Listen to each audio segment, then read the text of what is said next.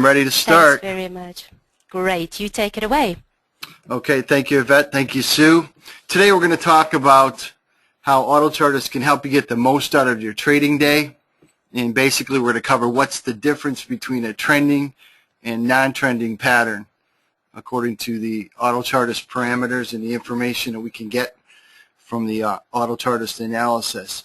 Welcome, everybody. I'd like to say good morning, good afternoon, and good evening to all parts of the world that are attending this webinar this morning. Hope to make it pretty exciting, so make sure you stay in your seats. Pay attention to the screen. There's a lot of activity going on. There's going to be nice charts. We're going to look at live data. We're going to look a little bit at a PowerPoint. We're also going to break it up a little bit with some questions and some market commentary. And again, feel free to ask questions throughout the session.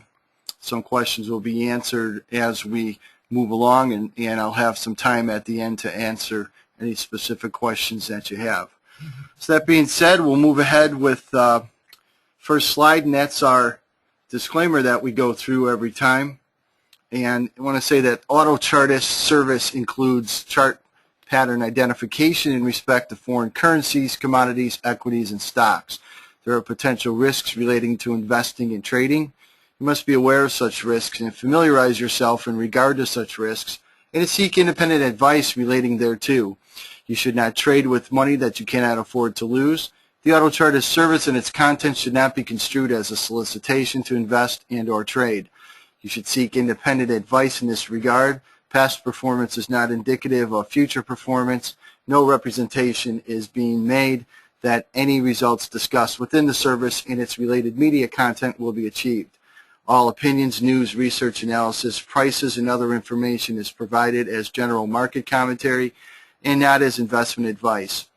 Autochartist MDIO software, their members, shareholders, employees, agents, representatives, and resellers do not warrant the completeness, accuracy, or timeliness of the information supplied, and they shall not be liable for any loss or damages, consequential or otherwise, which may arise from the use or reliance of the Autochartist service and its content.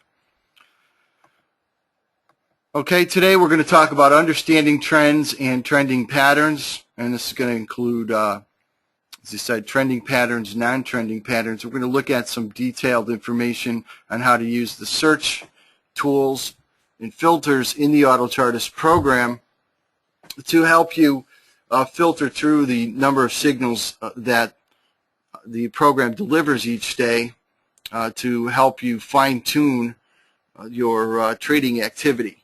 It's very important that you understand what trends are, because trends are in the marketplaces, and you want to get a jump on other traders by being able to use combinations of the Autochartist emerging section as well as the completed section to help you find these patterns that have potential profitability.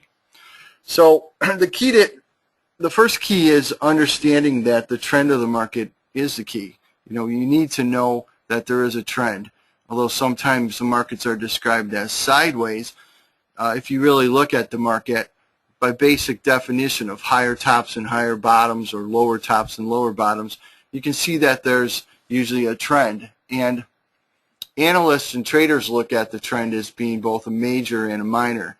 So what we try to do is focus on chart patterns that give us both the major and minor trend, and that's usually set up by determining the time period that you want to use to search the market. Whether you're looking at a chart on a 15-minute basis or on a 1440-minute basis, you will see a trend in there. So again, it's important to quickly identify what the trend is and to know whether you're a trend trader or a counter trend trader, and that makes a big difference too.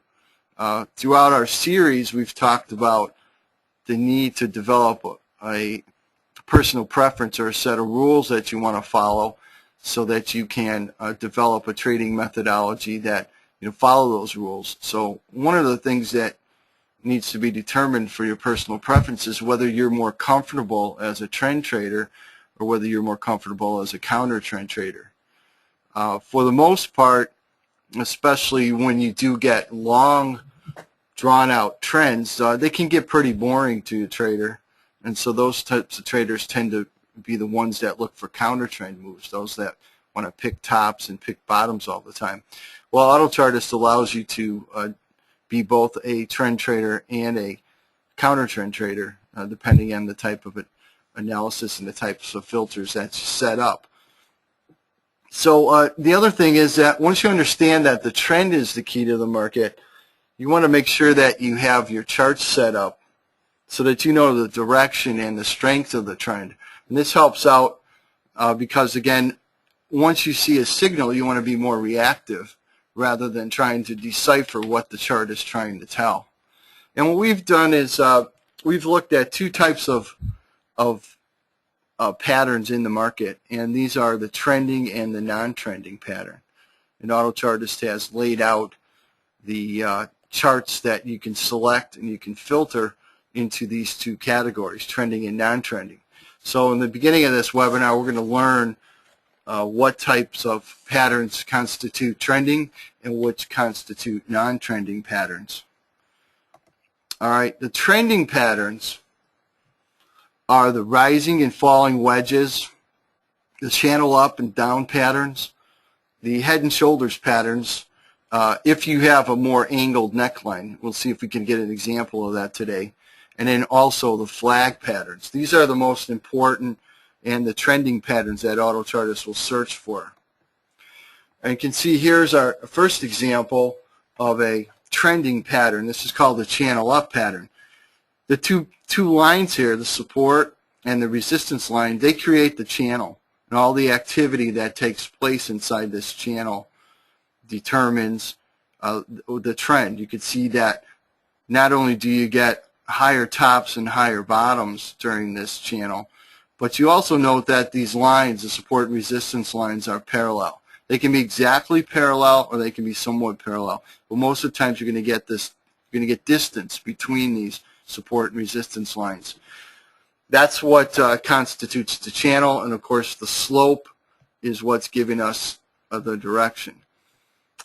Okay, the other chart we're going to look at for a trending pattern is the channel down. That's of course the opposite of the channel up, and again the characteristic is this parallel line. It's very key, and you get your series of lower tops and lower bottoms, which is the generally accepted definition of a downtrend. Lower tops and lower bottoms, higher tops and higher bottoms for uptrends. Okay, another pattern that comes into play is this rising wedge. Okay, we haven't looked at a triangle pattern yet, but a rising wedge takes on the characteristics of both a channel, in that you have two lines, support and resistance, that converge but never touch. And this is very similar to a triangle, except the triangle pattern actually touch and forms an apex in the future. So a rising wedge is considered a trending pattern because its dominant characteristic is the same as a channel pattern. You have a direction, and again you have this higher top, higher bottom formation. All right, same situation with a falling wedge. You get a wide area in the beginning, and then it begins to compress like a triangle, except it doesn't touch, and you get this lower top, lower bottom formation. Okay, that's the key element of a falling wedge. And that brings us to our first question, our first poll question that's coming up. And which patterns are considered to be trending patterns? That's the first question of the morning. See if we've been, if I've done a good job at this early. Okay, so if we can put that poll question up there, be able to take a look and see what we have. And this is what the poll looks like in progress. All right, it's a very good response. We've got over 40% voted here right now. Channels are definitely considered to be trending patterns. And we'd like to see some more votes. And there's this is a multiple answer question. So looks like the top three vote getters are channels, wedges, and flags, and that's absolutely correct. Those are the trending patterns. Okay, those are the trending patterns that Autochartist identifies. All right, that's very good. All right, moving on now. Here are some of the rules that we look at when we work with Autochartist and these trending patterns. First thing realize is that we set our filters for wedges and channels. Okay, so when we're looking for trending patterns, when I go to live data, I'll show you how to do this. But we want to look for wedges and channels. And if we do see them, if you're familiar with the Autochartist platform, you know that we could set our searches from anywhere from 0 to 10. And ideally, what you want to see, though, is a initial trend that's set at 6 or higher. That gives us a very strong indication that we have a trend developing, or a strong trend developing. If you set it any lower, that's going to mean that the initial move into the start of the pattern was weak. Okay, and if you set it just about average, you're going to get average moves. But if you set it at 6 or higher, you're guaranteeing that the program is going to find these patterns that have strong or higher initial trend patterns going into the move. So remember that when you look at Autochartist patterns, that the initial trend represents how strong the market was prior to the beginning of the formation. And with the other indicators, for example, the clarity and the uniformity and the breakout pattern, these indicators all work in unison, particularly the initial trend and the breakout. So if you know that you're searching for high initial trend ratings, then you want to also see a high breakout rating. Okay, that's going to be important because the two work together. When you have a very strong initial trend and a very strong breakout, what happens is the middle, or the pattern itself, most often is a continuation. In other words, the market maybe took a break between the big up move that started the pattern, and then finally after it went sideways and then broke out, then you have this continuation pattern. So you always want to look for high initial trend ratings, and you want to try to couple that with a high breakout rating. That's real critical in your searches. Here are some of the characteristics that we talked about earlier. Okay, remember that downtrending patterns are characterized by lower tops and lower bottoms. That's real important to remember. Okay, that's the key element. Also, that a trend indicated by the initial trend reading of 6 bars or higher is going to give you a greater ideal trade setup, because it's showing that there's strength in the market. Now you can set it at 6 and you're going to get basically strong trending patterns, or you can go to 10 if you want to, and you're going to create like a maximum search, but you also could limit the amount of markets that are giving you this kind of rating.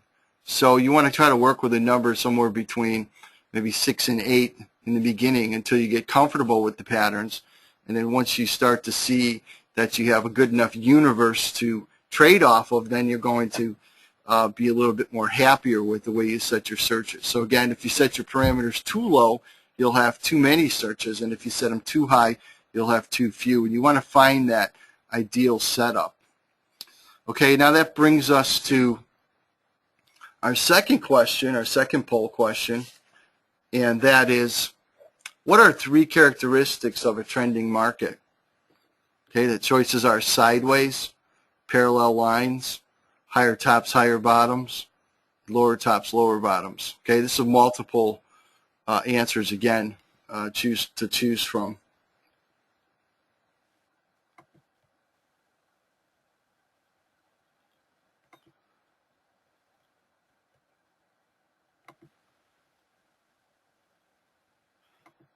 All right, there are the questions.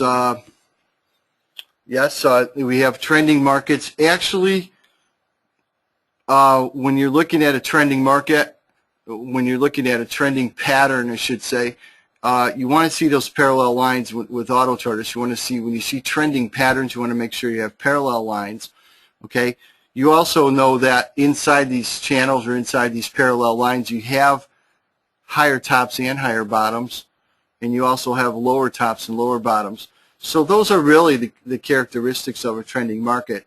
I would say the last 2, higher tops and higher bottoms, are most important, and then the parallel lines are next. You want to make sure if you have a channel pattern that you have really good, clean parallel lines. So that's very good. Sideways obviously is not a trending market right now because you get a flat market.